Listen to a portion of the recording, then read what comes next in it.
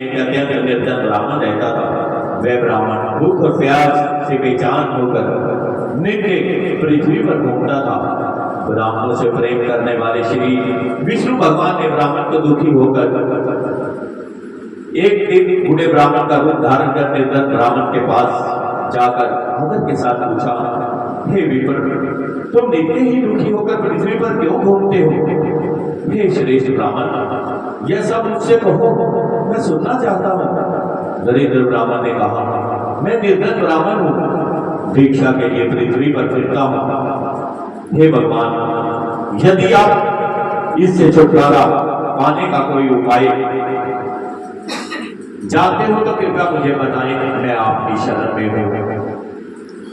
वृद्ध ब्राह्मण का रूप धारण किए हुए श्री विष्णु भगवान ने कहा, हे ब्राह्मण, श्री सत्यनारायण भगवान मनवांछित फल देने वाले हैं, इसलिए तो उनका पूजन करो, जिसके करने से मनुष्य सब दुखों से मुक्त हो जाता है। इसी के साथ दरिद्र ब्राह्मण व्रत का सारा विधान बदलाकर बूढ़े ब्राह्मण का रूप धारण करने वाले श्री सत्यनारायण भगवान अंतर ध्यान हो गए। जिस व्रत को वृद्ध ब्राह्मण ने बतलाया है, मैं उसे अवश्य करूंगा, ये निश्चय कर वह दरिद्र ब्राह्मण घर चला गया। परंतु उस रात्रि उस दरिद्र ब्राह्मण को नींद नहीं आई। अगले दिन वह जल्दी उठा, श्री सत्यनारायण भगवान का व्रत करने का निश्चय कर भिक्षा मांगने के लिए चल दिया। उस दिन उसको भिक्षा में बहुत धन मिला, जिसने उसने पूजा का सब सामान खरीदा और घर जाकर अपने बंधु बांधवों के साथ भगवान श्री सत्यनारायण का व्रत किया। इसके करने से वह दरिद्र ब्राह्मण सब दुखों से छूटकर अनेक प्रकार की संपत्तियों से युक्त हो गया। उस समय वह भी हर मास व्रत करने लगा। सत्यनारायण भगवान के व्रत को जो शास्त्र विधि अनुसार के अनुसार श्रद्धा पूर्वक करेगा, वह सब पापों से छूटकर मोक्ष को प्राप्त होगा। आगे जो मनुष्य पृथ्वी पर श्री सत्यनारायण भगवान का व्रत करेगा, वह सब दुखों से छूट जाएगा।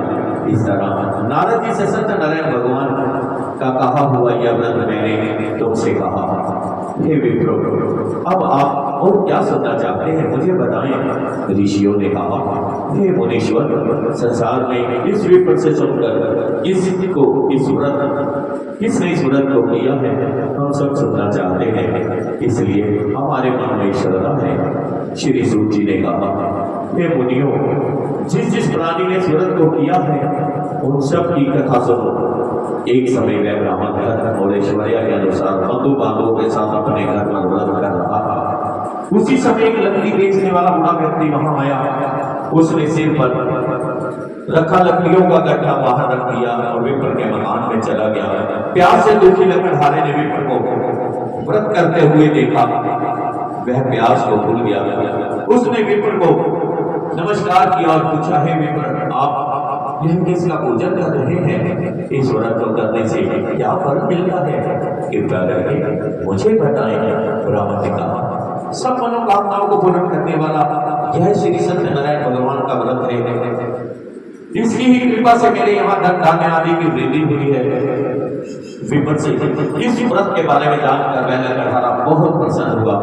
भगवान का चरण अमृत ले और भोजन के बाद वह अपने घर को चला गया।